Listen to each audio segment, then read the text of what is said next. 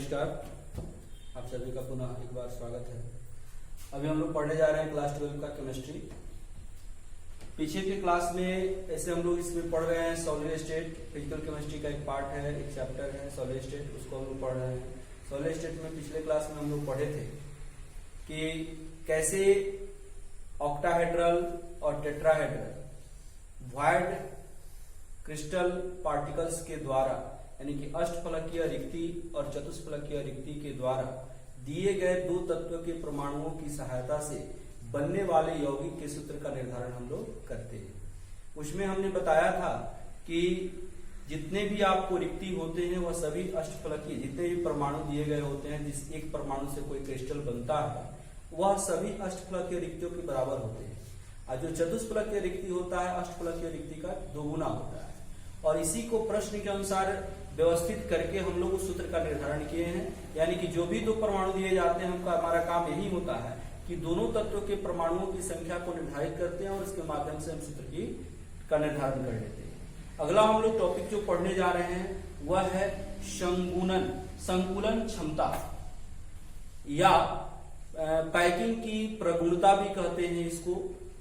तो संकुलन क्षमता यानी कि सीमित पैकिंग कहते हैं, क्लोज पैकिंग कहते हैं, निविड संकुलन कहते हैं। इसी संकुलन की जो हम पढ़ रहे हैं, क्लोज पैकिंग जो पढ़ रहे हैं, इसी की हमको व्यवस्था जाननी है, इसी की हमको क्षमता जाननी है, कैसे इसको हम काम करेंगे। अब इसमें देखिए कि काम क्या करना है हम लोगों को, सो जानना है, यानी कि संकुलन क्षमता।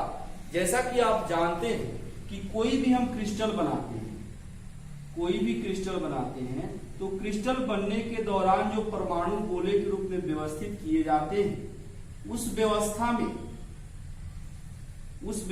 में कुछ रिक्तियां रह जाती हैं। जैसे देखिए यह सभी वॉइड है।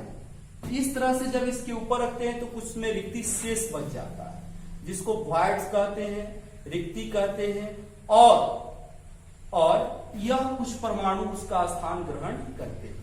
तो जो भी जिस क्रिस्टल का भी जो एकक कोशिका होता है उसका एक छोटा स्वरूप होता है, उस एकक कोशिका में शामिल क्रिस्टल परमाणुओं के द्वारा जितना स्थान, जितना आयतन घेरा जाता है, छेका जाता है, अधिकृत किया जाता है, ऑक्यूपिड किया जाता है, अधिकृत को अंग्रेजी में कहते हैं ऑक्यूपिड, तो उसको अधिकृत किया जाता है, तो वही उसका भाग क्या कहलाता है, संकुलन क्षमता कहलाता है। यानी कि किसी ठोस में शामिल किसी एकक कोशिका के संपूर्ण आयतन का क्रिस्टल के अणुओं के द्वारा जितना आयतन अधिकृत किया जाता है वह आयतन उसका संकुलन क्षमता कहलाता है।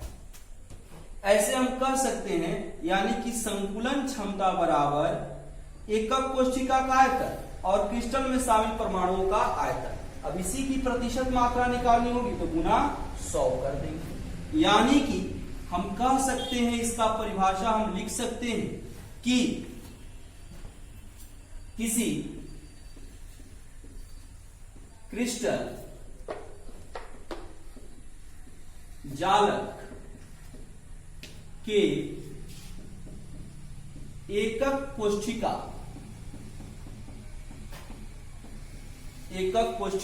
के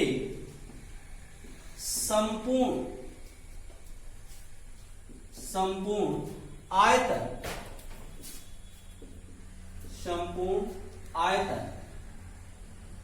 का जितना भाग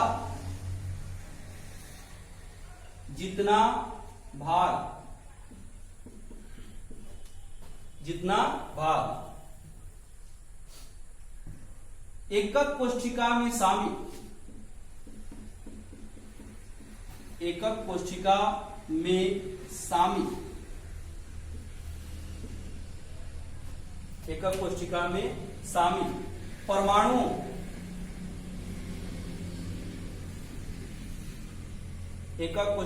शामिल परमाणुओं के द्वारा अधिकृत किया जाता है,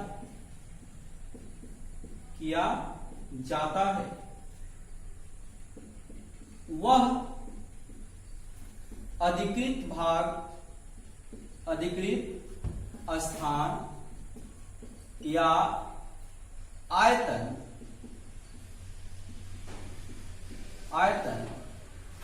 उस क्रिस्टल का संकुलन क्षमता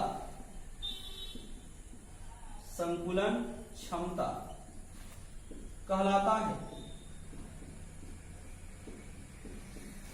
संकुलन क्षमता कहलाता है। अब देखिए यहां पर संकुलन क्षमता कह सकते हैं या हम यह भी कह सकते हैं संकुलन क्षमता या संकुलन की प्रगुणता, संकुलन की प्रगुणता कहलाता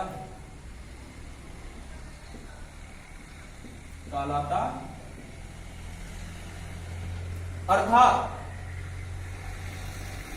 हम लिख सकते हैं संकुलन क्षमता बराबर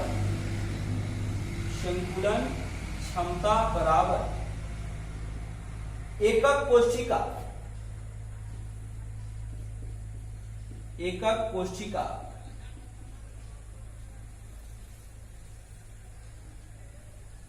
का आयतन। अब देखिए कह रहा है कि पूरे एकक कोशिका के आयतन का जितना भाग उसके परमाणुओं के द्वारा, उसमें शामिल परमाणुओं गोलों के द्वारा अधिकृत किया जाता है तो वही उसका संकुलन क्षमता कहलाता है। एकक कोशिका का आयतन में क्रिस्टल के परमाणुओं के द्वारा जो घेरा जाएगा, यानी कि क्रिस्टल के परमाणुओं का आयतन, क्रिस्टल के परमाणुओं का आयतन गुना 100। अब यही अगर इसका प्रतिशत संकुलन क्षमता निकालना होगा, प्रतिशत संकुलन क्षमता निकालना होगा तो क्या हो जाएगा, क्रिस्टल के परमाणुओं का आयतन बटा एकक कोशिका का आयतन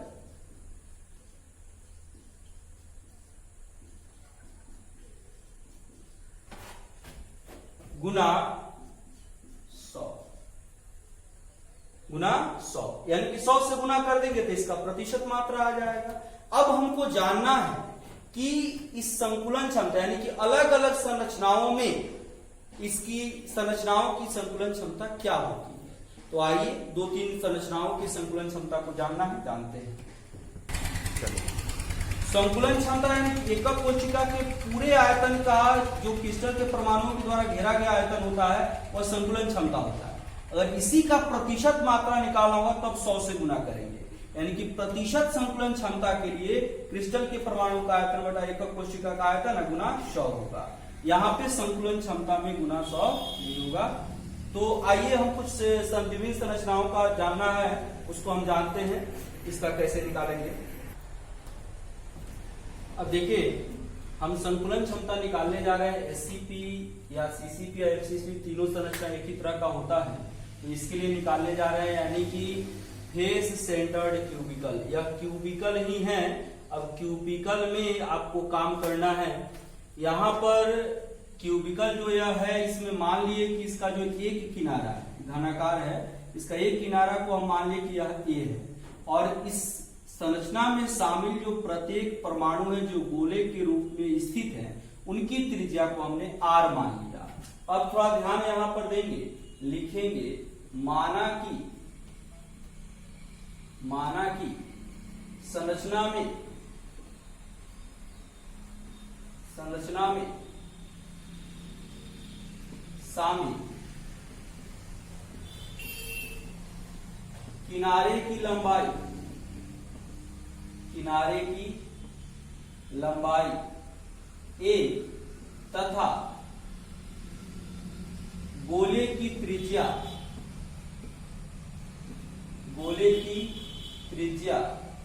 r है।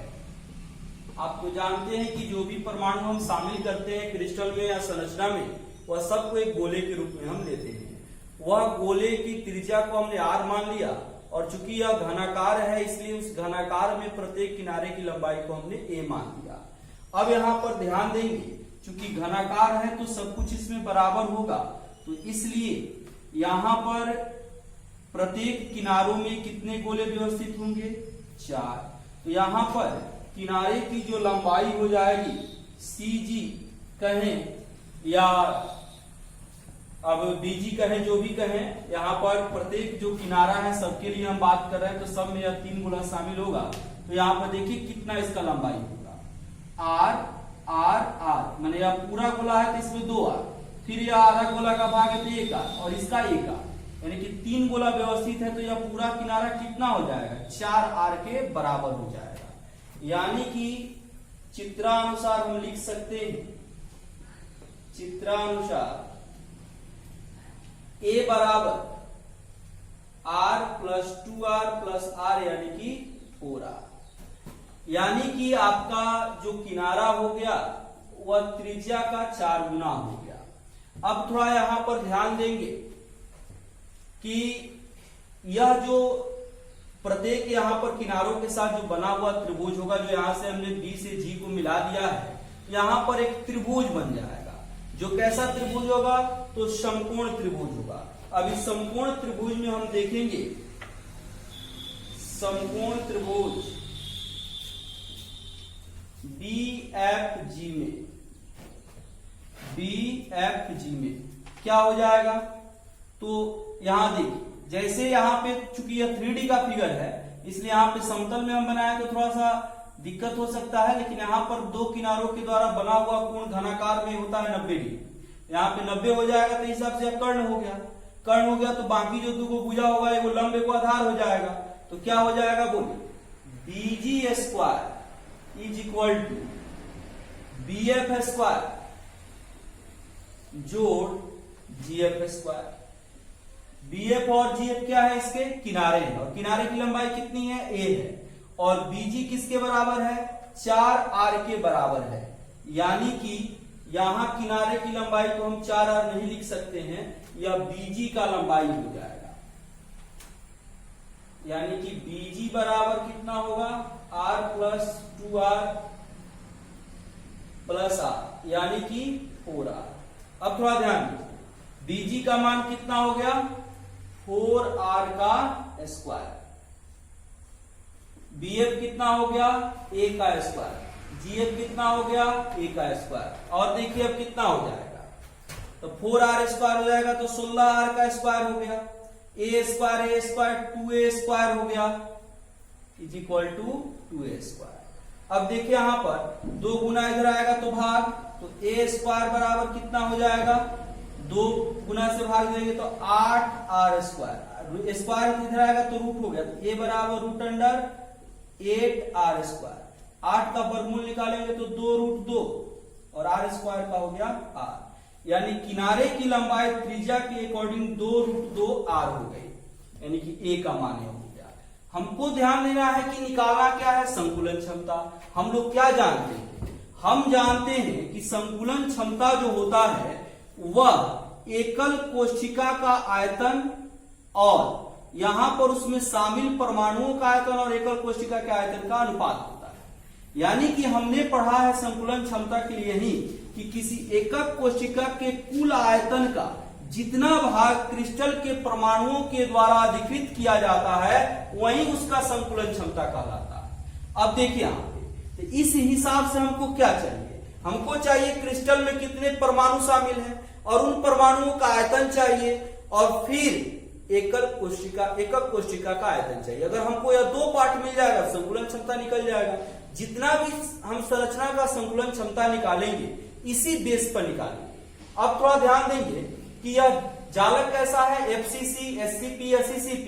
तो FCC में गोलों की संख्या यानी कि परमाणुओं की संख्या कितनी होती है, हम लोग पहले ही पढ़ चुके हैं, एफसीसी में इसकी संख्या होती है 4। कैसे होती है बताया है, 8 कोनों पर 8 को परमाणु होता है, 8 गुना 1/8, और फिर फेस सेंटर्ड है तो क्या हो जाएगा 6 गुना 1/2, 6 को फेस का प्रत्येक आमने सामने का भाग से होगा, 2 3 6 और 8 का 8 3 1 4। तो अब देखिए 4 गोला हो गया। गोले का आयतन हम लोग जानते हैं, नीचे क्लास में पढ़े हुए, गोले का आयतन 4/3 पाई आर क्यूब होता है। अब ध्यान दीजिए यहां पर हम लिख सकते हैं, इसलिए क्रिस्टल के 4 गोलों का आयतन, 4 गोलों का आयतन क्या हो जाएगा 4 गुना 1 गोले का आयतन, 1 गोले का आयतन। तो क्या होगा 4 गुना और 1 गोले का आयतन 4/3 पाई आर क्यूब, यह हो गया। तो क्रिस्टल के में शामिल परमाणुओं का आयतन हो गया गोलों का आयतन। अब क्या हमको निकालना है, केवल निकालना है एकक कोशिका का आयतन। एकक कोशिका कैसा है, घनाकार है, तो घन का आयतन कैसा होता है, घन का आयतन होता है भुजा का पावर 3, तो हो गया भुजा क्यूब, भुजा क्यूब, और भुजा क्या है a, तो a का पावर 3, और a का मान देखिए हम लोग निकाले 2√2 r, तो 2√2 r का पावर 3, यह हो गया एकक कोशिका आयतन। इसलिए संकुलन क्षमता, संकुलन क्षमता यानी कि यह हो गया इफिशियंसी ऑफ क्लोज पैकिंग, संकुलन क्षमता। तो क्या हो जाएगा बोलिए, क्रिस्टल के परमाणु का आयतन बटा एकक कोशिका का आयतन,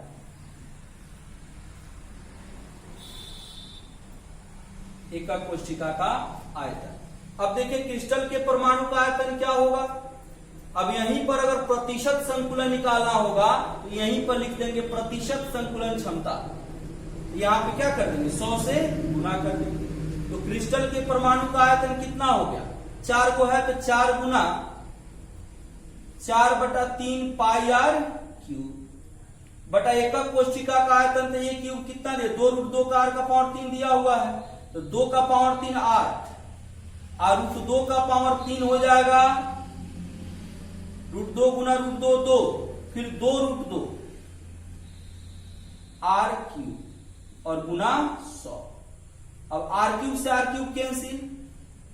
अब यहां पर अगर हम इस मान को निकालते हैं पूरा, तब यहां पे गुना कर लीजिए, 4 चौका 16 से 8 गुना 16 कैंसिल हो जाएगा, यह हो जाएगा पाई बटा 3√2, पाई बटा 3√2 गुना 100। इसको निकालेंगे तो लगभग 74% आएगा, 73 पॉइंट कुछ आएगा, लेकिन लगभग 74% मानते हैं। अब देखिए आप, ये तो हो गया किसके द्वारा, तो क्रिस्टल परमाणुओं के द्वारा एकक कोशिका में घेरे गए भाग का आयतन, माने उसका क्षमता हो गया। अब आपसे क्वेश्चन पूछा जाता है, इससे ऑब्जेक्टिव भी पूछा जाता है। क्या क्वेश्चन पूछा जाएगा कि एचसीपी में, सीसीपी में या एफसीसी में परमाणुओं के द्वारा, गोलों के द्वारा शामिल, गोले को शामिल करने के बाद उसमें शामिल रिक्ति को, रिक्त स्थानों की प्रतिशत मात्रा को बताइए। तो पूरा अगर हम मान लेते हैं कि 100% है, 100 भाग है, 100 में से निकाले हैं, तो कितना रिक्ति होगा, माने कितना जगह खाली होगा, माने गोला को शामिल करने के बाद उस कोशिका में कितना प्रतिशत भाग खाली रह जाएगा।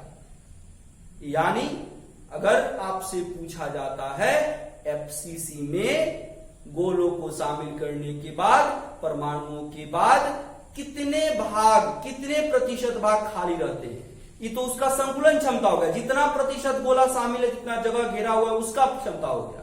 अब कितना खाली भाग रहेगा, यानी कि एवॉइड पार्ट क्या होगा, तो 100 में से 74 को हम घटा देंगे। यह ऑब्जेक्टिव में पूछा जाता है, यह सब्जेक्टिव में भी पूछा जाता है कि एफसीसी का संकुलन क्षमता का गणना करें, to determine FCC close packing, efficiency of close packing in FCC. तो आपको डिटरमाइन होना होता है, निकालना होता है, फाइंड करना होता है उसका इफिशियंसी, क्षमता। यह तो एक पार्ट का हम निकाले, पहले इसको आप ध्यान देंगे। अभी कुछ और संरचना का हम लोग इफिशियंसी निकालेंगे, उसके पश्चात हम लोग आगे बढ़ेंगे। पुनः अगले संरचना की इफिशियंसी के लिए अगले क्लास में हम लोग मिलेंगे।